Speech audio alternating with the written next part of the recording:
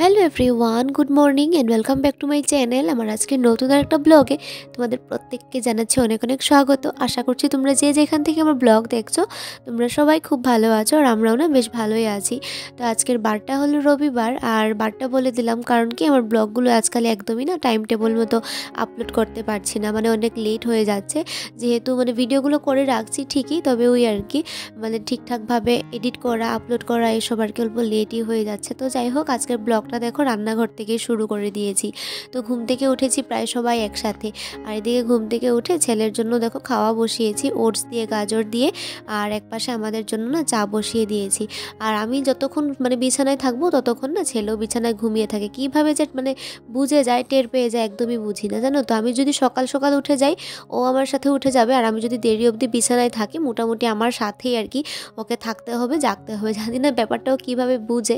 তো এদিকে একসাথে যেহেতু উঠে পড়েছে, তারপর না অনেকটাই মানে দেরি হয়ে যায়, জানো তো। একসাথে যখন ও উঠে পড়ে ঘুম থেকে, এদিকে ওর পিছনেও আর কি অনেকটা সময় চলে যায়, তারপর আর কি বাসি কাজ বাজও থাকে।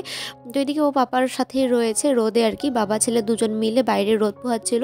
আর এদিকে আমি মানে খাওয়া দাওয়ার ব্যবস্থা করছিলাম, ছেলের জন্য খাওয়া বানিয়ে নিয়েছি ওটস দিয়ে গাজর দিয়ে। আর এদিকে দেখো চা করেছি, তবে আমার চাটা বাড়িনি, যেহেতু আর কি ফার্স্ট আমি ছেলেকে খাওয়াবো, তাই এদিকে হাজব্যান্ডকে চা দিয়েছি। ও বাইরে রোদে বসে বসে চা খাচ্ছিল, আর এদিকে আমি দেখো ছেলেকে খাওয়াচ্ছিলাম।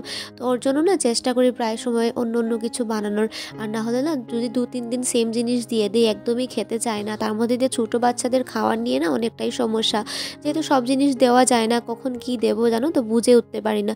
তো ওইদিকে যখন মানে আগে যখন আমি খাওয়াতাম ওকে, দেখতে আমি না কুলে টুলে নিয়ে মানে ঘুরে ঘুরে খাওয়াতে হতো। আসলে কি হয় মানে অভ্যাসটা না বাজে অভ্যাসটা আমার জন্যই হয়ে গেছিলো। ও একদমই না এক জায়গায় বসে খেতে চাইতো না, আর এই করতে করতে আমি না 2-3 দিন ওকে মানে ঘুরিয়ে ঘুরিয়ে খাইয়েছিলাম। আর সেই অভ্যাসটা হয়ে যাওয়ার পর না ও একদমই বসে খেতেই চাইতো না, ঘুরিয়ে খাওয়াতাম। আর আজকাল কি হয়েছে, ওয়াকার যেহেতু রয়েছে তো বেশ একটা না সুবিধা হয়েছে, ওয়াকারে বসিয়ে এটা ওটা দেখিয়ে ওকে আমি খাইয়ে নিতে পারি। তো এদিকে ছেলেকে খাইয়ে নিজেও আর কি চা কাপ মানে চা রেখে দিয়েছিলাম নিজের জন্য, চাটা খেয়ে নিয়েছি। খেয়ে তারপর দেখো সকালের জন্য ভাতটাও বসিয়ে দিয়েছি, আর তার সাথে বসালাম হলো বেগুন ভাজা। আর এদিকে যে চাটা খেয়েছিলাম তো ভাবলাম যে ভাতটা হতে হতে না এদিকে চায়ের বাসনগুলোকে মেজে নিই। আর যেহেতু মানে হাজব্যান্ড আর কি অফিসে যাবে, যদিও বা রবিবার, আর ওদের না শনিবার রবিবার বলে কোনো ব্যাপার নেই, মোটামুটি অফিসে যেতেই হবে, প্রত্যেক দিনই ওদের কাজ থাকে। তো কখনো হয়তো বা সকাল দিকে চলে যেতে হয়, কখনো হয়তো বা অল্প দেরি করে গেলেও চলে, এমন আর কি ব্যাপার। তো ভাতটা তো খেতে হবে, চা খেয়ে তো আর আমাদের থাকার অভ্যাস নেই, তাই আর প্রত্যেক দিন না মানে বেশিরভাগ দিনই সকালবেলা কাটায় ওই আর কি বেগুন ভাজা, ঘি ভাত, সেদ্ধ ভাত এমনটাই আর কি খেতে হয়। না হলে না সব কিছু কাজ বাজ সামলে ছেলেকে নিয়ে অনেক কিছু রান্না করার এমনিতেও আমার সময় হয় না। আর যেদিন আর কি ডাল রান্নার প্ল্যানিং করে সেই দিন সকালবেলাটায় আর কি ডাল একসাথে বসিয়ে দিই, সকাল আর দুপুরের জন্য হয়ে যায়। আর আজকাল না আমি প্রত্যেক দিন ডাল রান্না করি না, রান্না করলেও না একদমই খাওয়া হচ্ছে না, মানে ফেলে দিতে হয় তার জন্য। তো এদিকে এই যে মানে বেগুন ভাজা আর ভাত হয়ে গেছে, খেয়ে নেব।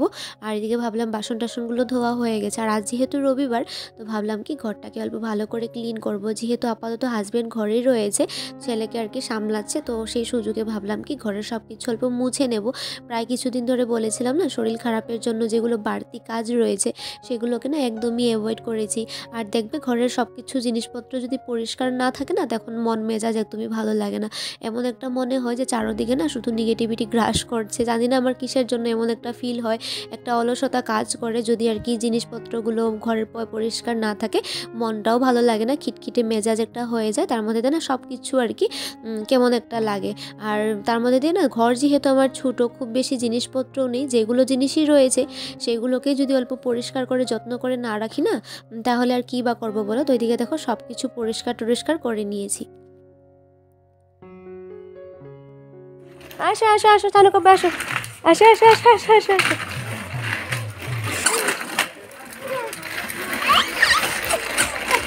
এই আস্তে আস্তে আস্তে আস্তে আস্তে আস্তে, এই যে এসেছে রে। ঘর দুয়ার পরিষ্কার করে আমরা সকালের খাওয়া দাওয়া করে নিয়েছি, আর এবার দেখো চলে এসেছি বাইরে রোদে ছেলেকে না স্নান করানোর জন্য। আর এখন ঘড়িতে সময় প্রায় 11টার মধ্যে হবে, আর প্রত্যেক দিনই না 11টা সাড়ে 11টার মধ্যে আর কি স্নানটা করানোর চেষ্টা করি। তবে ওই আর কি মাঝে মধ্যে দেরিও হয়ে যায় এর থেকে, আর কখনো কখনো এর থেকে আগেও হয়ে যায়, সবটাই না কাজের উপর ডিপেন্ড করে। তো আজ ওর মাথায় দেখো শ্যাম্পু দিয়ে দিলাম, যেহেতু কিছুদিন ধরে সর্দি ছিল তার জন্য না মানে শ্যাম্পুটা আর কি দিচ্ছিলাম না, এমনি খালি জল দিয়ে মাথাটা ধুয়ে দিতাম। তো আজ দেখো শ্যাম্পু দিয়ে দিয়ে দিয়েছি।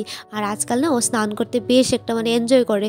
একদম যখন ছোটো ছিল তখন ভীষণ কান্না করতো জানো তো, আর এখন একদম বেশ মানে এই ব্যাপারটাকে মানে স্নান করা ব্যাপারটাকেও মজা করে।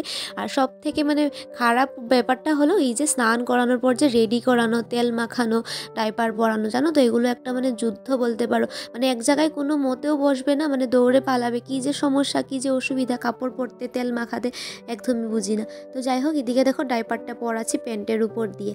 তো এই পদ্ধতিটা না আমি রাতের বেলায় মানে বেশিরভাগ অ্যাপ্লাই করি। যখন ঘুমিয়ে থাকে ডাইপার চেঞ্জ করি আধা রাতের দিকে, তখন না ওই আর কি পুরো প্যান্টটা দেখবে খুলে দিলে ঠান্ডা যেহেতু লাগে, তাই আর কি আমি এভাবেই করি। তো কারো কাছে হয়তো বা মানে ভেজাল মানে মনে হতে পারে ব্যাপারটা, কিন্তু আমার কাছে না বেশ একটা শর্টকাট মনে হয়, তাই করি।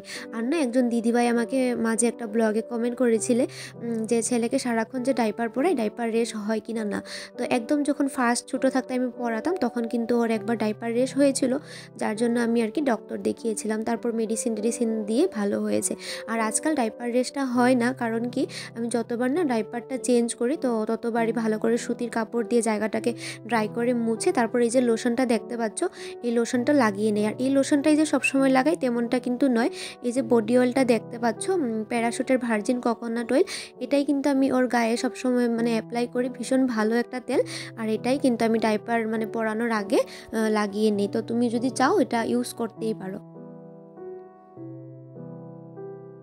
তো এদিকে যেহেতু হাজব্যান্ড ঘরে রয়েছে, তো হাজব্যান্ডকেও না আজ একটা কাজের দায়িত্ব দিলাম, মানে ওই আর কি ফ্যানটাকে মুছে দেওয়ার জন্য।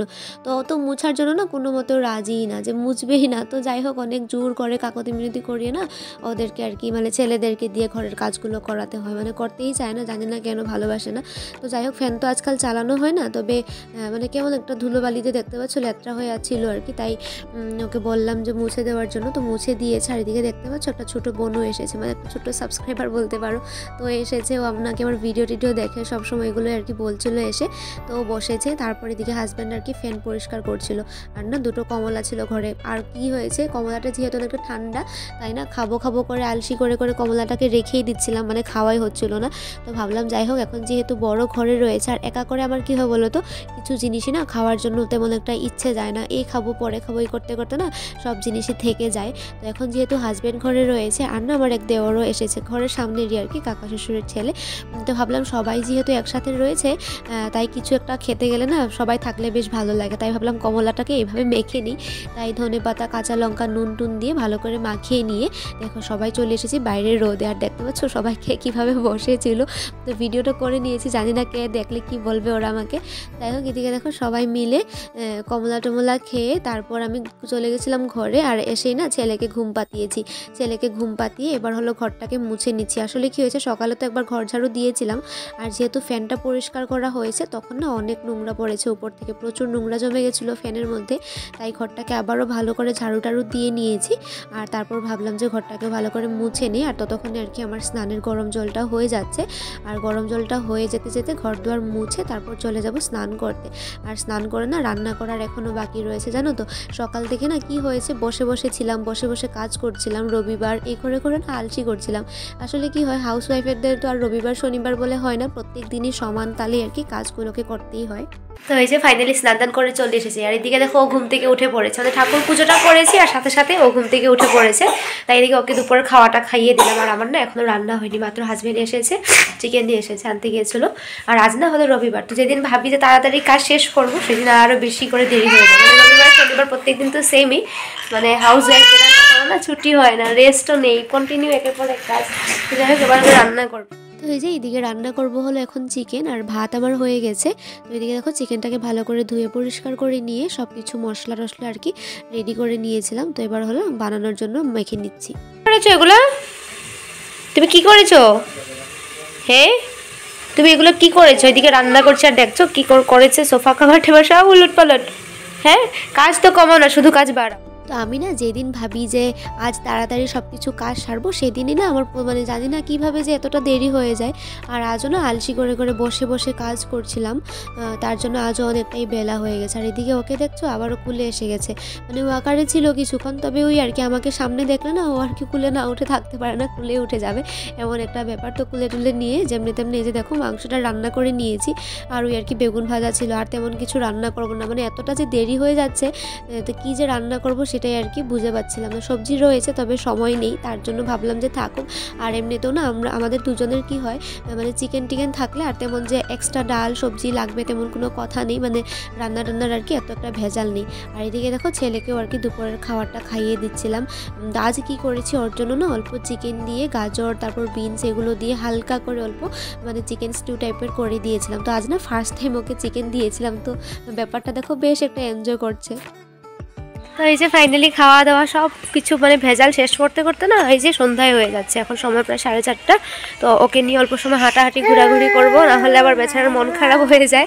এ করতে করতে না কিছুক্ষণ পর সন্ধ্যাবাতি দেওয়ার সময় হয়ে যাবে, জানো তো, যে রেস্ট নেব হয়ে ওঠে না। আর ভাত খাওয়ার পর আমার এত ঘুম আসে, কিন্তু ও যে এই সময়টাতে ঘুমোই না, যখন ঘুমোয় তখন আমার প্রচুর কাজ থাকে, আর ঘুমাবে হয়তো বা একদম সন্ধ্যার পরে, আর তখনও না আমার ঘুম আসে না। তো যাই হোক, চলো আজকের এই ব্লগটাকে এখানে শেষ করছি। দেখা হবে তোমাদের সবার সাথে পরের কোনো ব্লগে। তোমরা সবাই ভালো থাকো, সুস্থ থাকো, টাটা বাই বাই।